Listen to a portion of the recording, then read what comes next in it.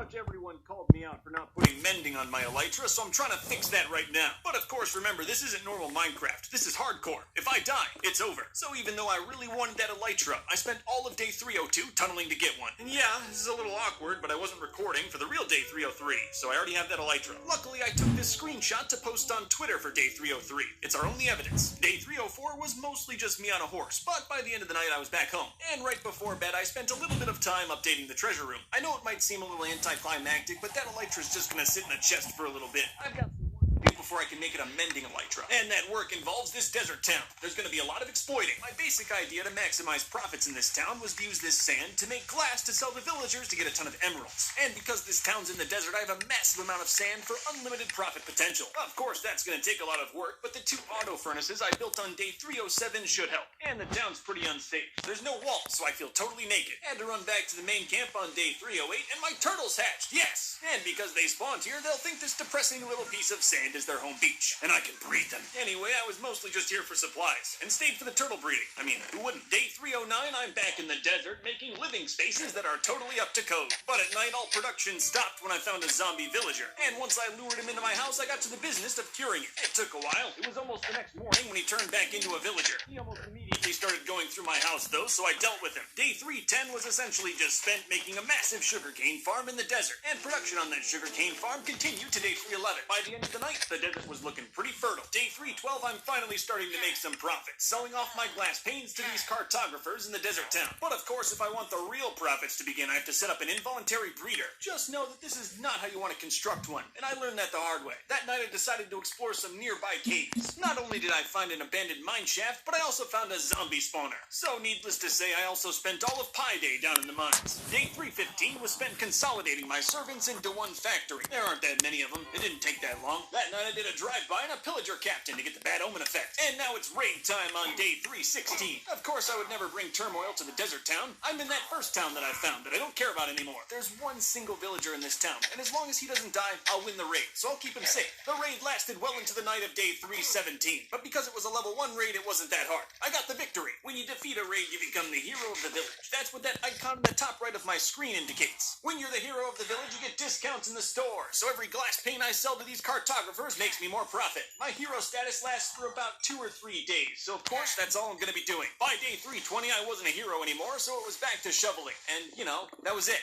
I shoveled all day. I was just going back to the pillager outpost on day 321 when I fell in a hole. I was fine. I was mostly worried about warthog. I got him out, but it took all night. Horses and caves just don't go together. Well, we're back to business on day 322, just trying to do another raid. This time we're testing our luck with a level 2 raid, so it should be a little bit more difficult. The raid was almost over on day 323. However, my diamond helmet broke, and the damage really started to add up. Most of the damage came from the Vex, and I didn't want to push my luck here, so I ran away. For the time being, I was able to go back home and make a resupply, which was much needed. Then I realized I only had 4 diamonds to my name and couldn't even make a helmet, so I decided to hit the mines. And somehow, just by mining, I became the hero of the village. That's weird, but I'll take it. And now with my upgraded public image, I went straight back to profiting. And I mean, can you blame me? Look at those amps. Oh, and I don't know if you noticed, but this cat's been following me for a few days. I can't stop him. Day 326, the exchange rates for the cartographers are getting absolutely horrible. They're charging me way more now, even though I'm the hero. I'm fairly certain it's because I'm selling them mountains of glass. I should probably calm down here for a couple days. And I did. I built the wall in the desert, but I wasn't recording. I made it out of sandstone. I thought it was fitting. There's still a lot more to do. All of day 328, I spent lighting up the wall. Wasn't recording again on day 329. All I did was line the wall with cacti. I thought it would help keep zombies away. It doesn't. Still gotta find ways to keep myself busy, so on day 330 I built a farm. I mean, how am I gonna be a big fat cat black? I can't control the local food production. Day 331, I went back to the abandoned mine shaft. I had nothing else to do. It was a fairly productive day that ended with a bunny suicide. I'm still waiting for the markets to restabilize on day 332, but I found diamonds, so there's that. And after a long day of mining in day 333, I realized on the way back that I walked over some diamonds. Day 334, I spent all day just trying to grab a second horse. It's harder than it looks. This one's not as good as Warthog, but he'll do. And if he dies, I won't be sad. Day 335, I'm setting up farms for beets, potatoes, and carrots. At this point, I'd never successfully made a villager breeder, and I read that multiple types of food can help. And at night, I checked that the price of glass was back to normal. So it's time for more profit. profits. But first I gotta get my poll numbers up, so it's time to start a war. This war took several days, mostly because I had to run away several times. I took so long the raid was no longer active, but the raiders didn't despawn, so I still had to kill them. So even after killing all the raiders, it took so long that I wasn't even a hero. Yeah, no profits for me today, just back to shoveling. I'm still shoveling on day 341, but I'm telling you I'm gonna turn this sand into emerald. Left the surrounding area. As you can see, there's tons of zombies in these parts. This should be the last day of profits for a little bit. I'm getting very close to my goal, which I'll talk about tomorrow. Oh look, it's tomorrow. Time to set up this beacon. This is what I needed all of those emeralds for, to set up a beacon at max power. And there it is, my first beacon. It's beautiful. The beacon allows you to choose from a variety of powers that all just make life easier. And hey, it's just kind of pretty to look at, especially at night. Unfortunately, the beacon's power can't reach me down in the mine, but that doesn't matter because I already started finding some diamonds. I actually found tons of diamonds today, 45 of them. But now I've got a new project. I'm gonna make this raid town a little more defensible. It's gonna be very ugly, but also very deadly, like your mom. It's actually a fairly simple contraption stemming from the highest point in the town. In theory, with the flick of this...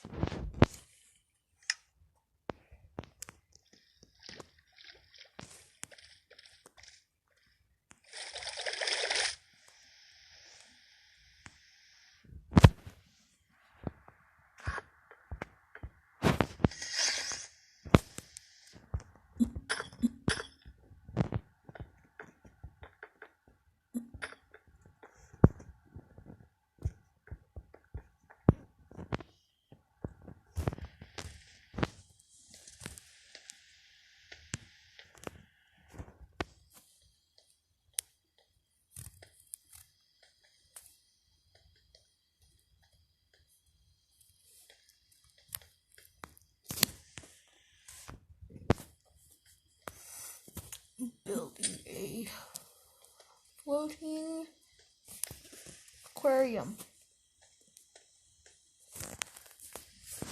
Probably nobody.